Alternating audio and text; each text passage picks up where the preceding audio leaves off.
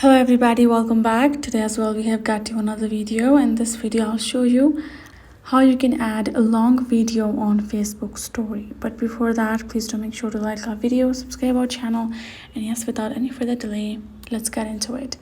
So for that matter, we're simply gonna go ahead first, access our Facebook app, and if we tap on this plus icon here in the story section, we will be able to upload a story. So let's say we have this video, and if we have automatically added, it will shoot video up to 30 seconds automatically, because that is apparently the limit.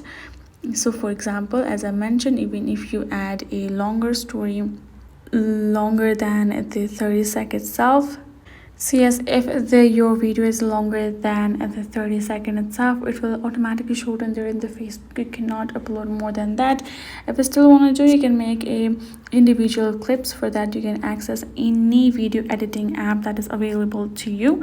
You can go ahead, go to new projects, simply add in the video of yours. You can split them and can download individual clips of 30 seconds each, and you can upload it one by one at the same time, so it will look like a story and video at once, and you're good to go.